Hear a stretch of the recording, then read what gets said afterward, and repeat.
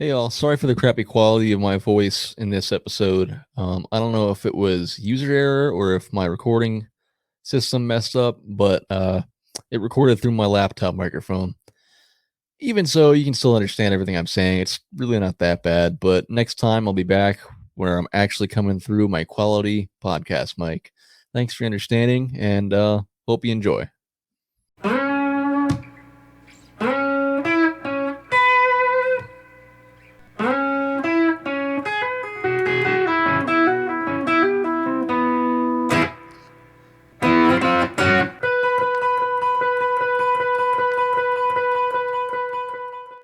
You have entered the Arcade Cafe. Today I've served myself this beer. I don't know. It was in this package from Aslan called Parallel Universe where they collaborated with like 3 other breweries. So this is called, it's from Aslan and Steel Hall. It's called M Theory and it's a hazy IPA. I don't really like IPAs that much, but here we are. I mean, it looks okay. Ain't bad. Like and beer. I'm your host, Bryce Yoley. And I'm here with my pal and cousin-in-law and more eloquent co-host, Caleb James. More eloquent? I don't know about that. Well, I would say so. Okay. But here in the Arcade Cafe lies a haiku-sized answer to those full-length episodes of the main feature of Arcade Bookshop. And only about 20 to 30 minutes in length, we bring you our current thoughts on our video game progress, book progress, a little bit of video game news that's probably already a little old, occasional state of the podcast info, our wants, our needs, our private thoughts, our deepest, darkest secrets, and the sweet nothings Caleb whispers in the bedroom. Why does it have to be in the bedroom? It makes it perverted. Where else do you whisper sweet nothings? I don't know. Movie theater, maybe? I don't think it clicks. I don't know. I mean, isn't that the same thing? I guess. Do you want to get down to business? Oh, that wasn't a good follow up to that. Wow. You want to get butt naked and wrestle? Anyway, let's get it on. Debauchery in the morning. So I don't have. I mean, this will probably last the full time, but I didn't have as much as I had the last couple episodes. But I mean, I figured we'd start with showing off our contributor copies of Diabolic Press. Da, da, da, da, da, da, da. Pretty cool. So here it is. Finally, we don't know yet when they're gonna start selling this to the general public, but we've got ours, and that's all that matters. Yeah, really. Here we go.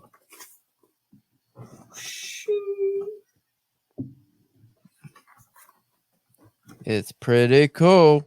And I'm one of 2 poets in here, which is pretty neat. It's the fewest. The Death Loop. And I read it, and it's pretty sweet.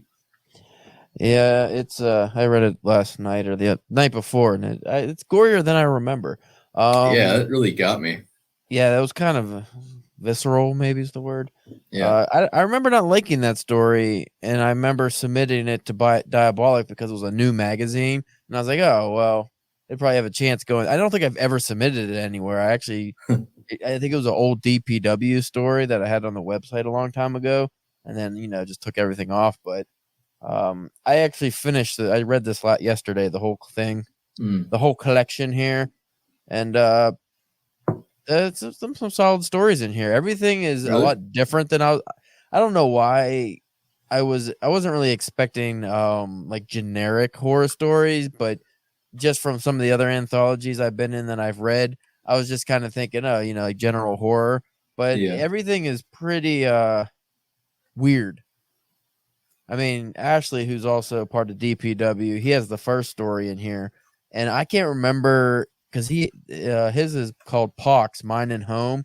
He had a few of these Pox stories on DPW back in the day, so I don't remember if this was a old DPW story or he redid it or anything. I'm not sure, but it's pretty fucking freaky.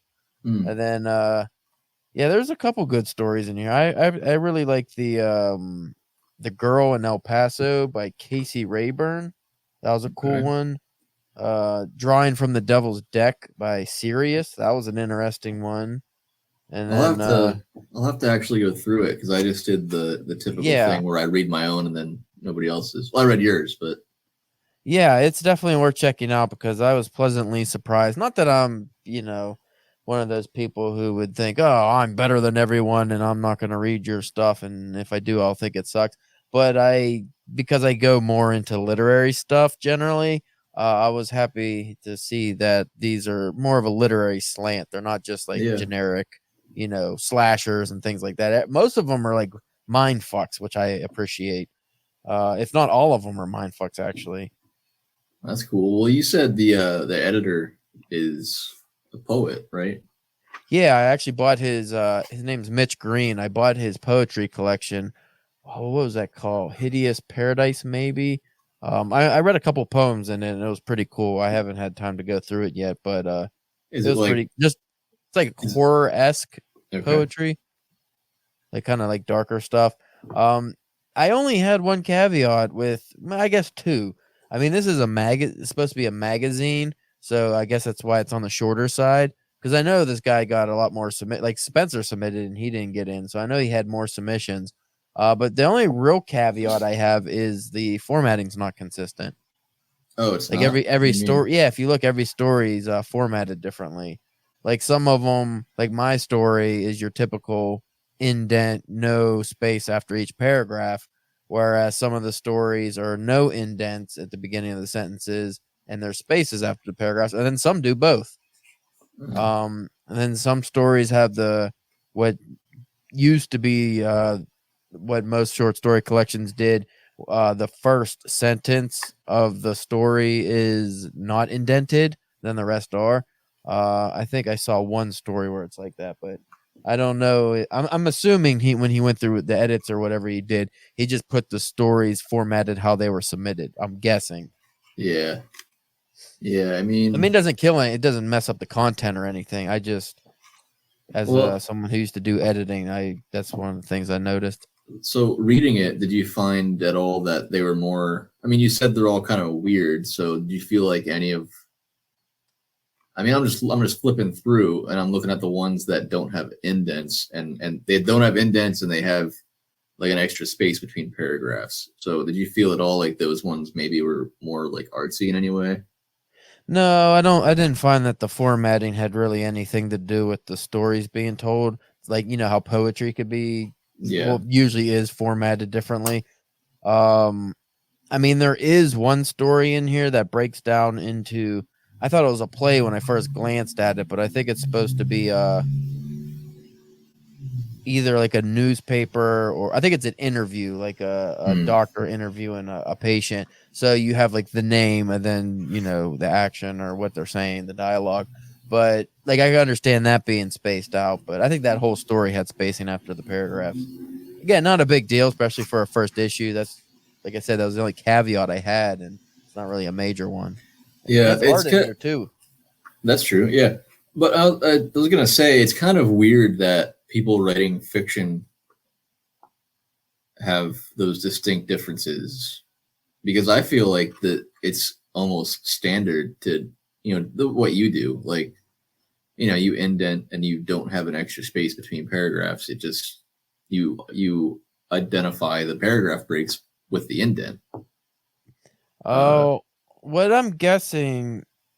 See, like this story, which one is this? it's almost like a journalistic style of writing when you do it the opposite. Yeah, like Drawing from the Devil's Deck is written in the style that I had, but it has spaces like between the scenes, like you should. But it has a few odd spacing things in here that make it read. That's the one that I think has like the interview and stuff in it. So yeah, that one is formatted specifically for the style. But I think he probably published them as, and maybe because he's a poet, he just assumed or he just wanted perhaps to publish the stories as they were written because that's what poets do. Like they want their Yeah, formatting the way the poem, because that's how you read it. Maybe he assumed the story because I don't know if he's a fiction writer. I didn't notice that he wrote any. So maybe he went into it thinking, oh, you don't mess with another writer's formatting. Right. But regardless, it is strange how different people's submissions obviously were. Like, I just assumed everyone had the generic, because you submit to a lot of places. It's usually like the standard. Maybe you double space, maybe you don't, but that's usually the only difference. But I will say that, like, besides the stories being just cool, I think that, well, maybe like some interviews and stuff would help make this more magazine-like. But I think this still comes across more as like an anthology, just a general anthology to me, just because there's not essays or interviews in it. The only thing that really makes it a magazine is the art. So, I mean, I feel like people toss around magazine, journal, and review meaninglessly. I think it's the printing now, honestly. I think it's the print options. Magazine print options are this, like, generally this size now. The paper, I don't know if it's cheaper or, I mean, this feels pretty sturdy, like, for, what's considered a magazine. But I think it's just the paper and the gloss cover is different. I think that's just like paperback, hardback, magazine. I think it honestly just comes down to the printing options now. Like, whenever you use or what is Amazon, KDP or something, Lulu, you could use that. Oh yeah, the other one I got into, Star 82, they used Lulu. Well, I originally, when I was going to do a DPW anthology, I looked at Lulu, and it did have like the magazine was just an option, and it was generally the cheapest one. Okay. Well, which also could be why because he just paid for everything for this, so that's probably why it's not even 80 pages. Yeah. Right. Just because he didn't. Well, also another thing with the formatting too, like the people's non-specific formatting, he didn't have like guidelines in the submissions. Like, it didn't have. Oh, he might have had true. a word. I don't know if he had a word count or not. I don't remember, but he didn't have like, hey, make sure it's 12-point font, make sure it's double spaced, or have a header, have just anything. He just, hey, submit. So yeah. Well, if you guys want to keep a lookout whenever it becomes available to the public, it's at Diabolic Press on Instagram, right? That's what it is, right? Yeah. It's definitely worth getting just for like the work inside. Like I said, the content's solid. Like, I enjoyed every piece I read. The cover almost reminds you of like the scary stories to tell in the dark thing, Yeah, pretty I definitely like the art. And if he continues to do these, I would like to submit again. And if he does more of these, because I really like the aesthetic. I think it is pretty cool. Yeah. Like I said, he's a graphic artist, so I'm sure he focused more on that than the actual formatting of the thing. But if he does another issue and maybe has essays and interviews and make it more like a magazine, I think that could. Well, I mean, people are already asking just on his Instagram, is this for sale yet? So I could imagine there's definitely a need. Just the aesthetic alone, people are going to want to buy it. Yeah, for sure. Because there's so many journals and stuff that we've looked at where it's like, like even like NER, like New England Reviews, like, why are your covers so ugly? You pay for the art and they're always so fucking ugly and generic looking. Right. Yeah. I won't be buying that one for a while. It's weird though. I just ran across this new journal. Well, it's not new, but I've never heard of it until recently. It's called Door is a Jar, like door. It's door equals jar. Okay. or a jar, but they call it Door is a Jar. All right, that's a little weird. But I submitted to it just because I saw it on Instagram, and then I was at Barnes and Noble the other day, and it was on the shelf. I was like, "Oh, that's pretty cool." Yeah. And I follow. I think they might have come from you. I'm not sure, but this poet girl, they follow Arcade Bookshop on Instagram. So I followed her back, and that's where I saw it, I think. So she got into that, and her poem seemed, if I remember correctly, they seemed equivalent to mine at least. So I was like, oh. Right. So I sent my stuff there. We'll see what happens. That'd be cool if I got into something that's at Barnes and Noble. That'd be fucking awesome. I don't know what you have to do to qualify to get into Barnes and Noble, because if you go on, like, for instance, the horoscopes we're in, you could buy them online on Barnes and Noble, but they're not in the store. Well, I I already have one of those. I'm in Last Leaves magazine, and that you can buy it on Barnes and Noble's website, but I haven't seen it in stores. I don't think it is in stores. Yeah, I just wonder what quantifies, like, is it a sale amount that you get in the store? Or? It's probably like I would guess it's a certain print run or something like that. Maybe, or maybe you just have to submit it. Be like, hey, you want to carry? But it would be a number. Be like, hey, you have to pick up 50 copies of this literary magazine to put on your shelves, and whatever doesn't sell, we'll take back. Like, that's probably why people don't do it. Yeah, something like that. Well, would you want to next time, since we're already halfway through here, would you want to read some of your story next time? I mean, I could read my story on here, but like I said, that probably would have to come with a trigger warning because it deals with some self-harm that is I'm not joking. It actually, like, normally I don't write overly graphic stuff, but when I was rereading that, I was actually making myself like cringe a little. I was like, ooh, God, like, yeah, it had to hurt.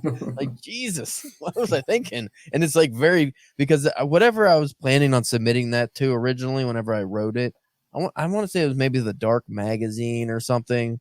Like I said, I don't think I actually submitted it because I didn't think I liked how it turned out, but it had a word count. So I kind of had to rush, the action of the story. So it didn't go, maybe as long or philosophical as I would want, but definitely the grossness is still there. It is. It got me for sure. But moving on, since we haven't touched on any game stuff yet, there wasn't like a whole lot of gaming news this week. The biggest thing probably in the last week or so is that they're saying there's rumors that the next console for Nintendo Switch 2 or whatever, is probably pushed off to 2025, which kind of sucks because I'd like I don't know if you would get that or if you would definitely want a Steam Deck, but it'd be cool if you had something handheld that we could play together, but yeah, that's kind of lame. But the only other stuff is more layoffs. I don't know who it is, but there's more layoffs, and it's just sad news that makes it sound like the video game industry isn't doing well. But I don't know. The other side of it is that they're laying off so that they can keep, they can adjust to continue doing well. So selfishly, as gamers, it might be a good thing. But yeah, I mean, it's just like any other bubble. Once it gets too big, usually you have to cut off some of the fat. Like, you have to get rid of some of the unnecessary amount of, like, you see it with Hollywood, the comic industry, even books publishing in general. It's like, okay, we're putting out too much content now. People, even if they enjoy it, they can't keep up. So they have to cut back. And usually that's in the way of staff first and foremost, which is because companies are greedy and they want to keep making money and they want to net as much money. So they're like, we don't need these people. And the people that are left behind will work twice as hard. Yay. Poor morale all around. In good news, Final Fantasy VII Rebirth was out this past week, which is pretty cool. I don't really know much about it yet, but I started playing Final Fantasy VII Remake and for the first time, and it's pretty cool. I like how they redid all the same music from the original game, and so it's like updated graphics and everything. Yeah, it's a whole new game, and so I've been listening to a podcast. It's called Video Games, a Comedy Show. I don't know if you'll like it. It's they're really goofy, and it took me a while to actually really get into it, but I like them now. But they've been talking about it for the last month or so, and like all this Final Fantasy VII stuff leading up to Rebirth, and lost my train of thought. They've been talking about how it's the remake story is it follows the same beats as the original game, but they added stuff and took stuff away, and there's a suggestion of remake being like an alternate timeline or something. That's kind of cool. Or it sounds really cool. It sounds like by the time they finish the third one, it sounds like it's gonna it's going to be this incredibly powerful loop around. So I like my interpretation from what they've talked about is kind of like the end of like the beginning of Final Fantasy Remake is kind of like it's sort of like if the original Final Fantasy VII ended and then time started over again, and they did the whole thing over again in a slightly different way. It's interesting. Yeah, it sounds pretty cool. But yeah, I'm enjoying it. My only complaint so far is that I feel like the mandatory side quests are kind of boring at times, and I don't fully understand. There's a different weapon system that I don't fully understand yet, but overall, it's really fun. I thought I would hate the battle system because I really like turn-based stuff, and it's a nice. I haven't, I'm behind here, so I'm sure there's been a whole bunch of other new action RPGs that really work well outside of the turn-based system. What system does it use then? So it's like it's active, so you're actually like running around. Have you ever seen like Devil May Cry? Yeah, so you're just going around punching shit. It's like that, but it's combined with a like menu actions. So you can run around and you just like tap square to use your attack, but you can also switch between all your characters, and like you can command whoever you want. And you can also choose to use special abilities or spells from your menu for all of your characters. So, and you don't have to. You can just use your sword and only be Cloud, but you can also, actually choose to actively do all those things, all the menu choices. So in a way, it still has it's not turn-based, but it still has that like menu selection battle system in a way. Instead of what would be a good way to negate all those extra steps? What? You know what would speed that along. Does it have to do with an old game? It might. Characters from a game from yesteryear? Possibly. Do they use firearms? Sure do. Yes. They run into an alien or two? Doesn't matter what you run into. You're blasting. Yeah. Fucking Contra. That music, too. Replace the Final Fantasy music with Contra music. Just during the fights. Be fucking awesome. Well, so how's your Sea of Stars progress? It's getting, I mean, it's fun and I really like the story, but I do feel it's getting kind of repetitive now. Like all the fights and stuff, I just kind of button mash half the time and do spells, and I don't know. It's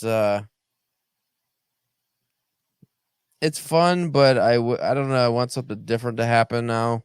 Like I don't know. Like I got to one boss. It was like some fucking leaf monster, and I fucked up because right before you go to the leaf monster, there's a fire pit, and you could rest, and then that recovers all your health and your mana and stuff. And I was cooking, and I saved, and I completely forgot to do the rest. So I went into this fight, and I was like, shit, my guys are all fucked up. Well, I'll just botch the fight and just load it again. And I just kept hitting the button just so the thing would kill me, and it would never kill me. Like no matter what, it kept knocking guys out, but then they'd wake up before it killed the other one. I couldn't fucking die, and then I just got mad. And I just kept punching it, and I won. After like I don't know how long, it was so irritating because I actually tried to lose on purpose, and I still couldn't lose. Yeah, that tells you the difficulty of the game. That's that aspect of it where it's just a little bit too easy. Like it's nice they didn't make it like menacingly difficult, but it's also like they put kind of too many features in that made it doable. That was definitely putting like some kid shoes on or kid gloves there, because that was a boss fight too, not a major boss, but it was still a boss fight. And I literally purposely tried to lose, did everything wrong, and just let the thing hit me over and over and kept knocking me out. And I just finally had to beat it because it would not beat me. So like they made it just a little too easy in that regard. It does get harder though. Pretty soon you're gonna have a little like some tougher fights, but then you do get to a point, I think, pretty soon after where you're at, where shit kind of changes up and it gets more exciting, and you get one more character, I think. Yeah, they said there's another character coming. Yeah, so I think it'll. I started feeling kind of the same way. Like, is this just going to be the same shit until the end of the game? Mhm. And I mean, it doesn't like totally change up, so it's still like the same. It's still the same battling, but it gets a little bit more exciting pretty soon, and I think you'll. You know what the hardest part of the game is? What? Honestly, at least for me so far, the fucking fishing. Like trying to get all the fish in That each is little hard. pond. I did It's it though, fucking but it is irritating. hard. Like, cause you just go back and forth, but it just the line keeps breaking. It gets really annoying. You have to. We'll talk about that more in the actual episode. Yeah. But I figured it out. There's a certain way to do it. Anyway, the other game that's out that's pretty crazy is Helldivers 2. It's like an online. It looks like it's sci-fi fantasy kind of. It's really weird looking. You fight like big monsters and like crazy shit. But it's multiplayer online, and I kind of want to get it. I don't know if I will, but get it. Just do it. My buddies might do it. So if they do, I will, and we'll have something else to talk about. And it's a story too, so I could teach you about it in a future episode. So that'd be cool. Cool beans. Yeah, man. So you all set, Caleb? Ready to go? Set for what? Are you ready to finish the episode? Oh, yeah, I guess. Oh. Do you have anything else? Nope.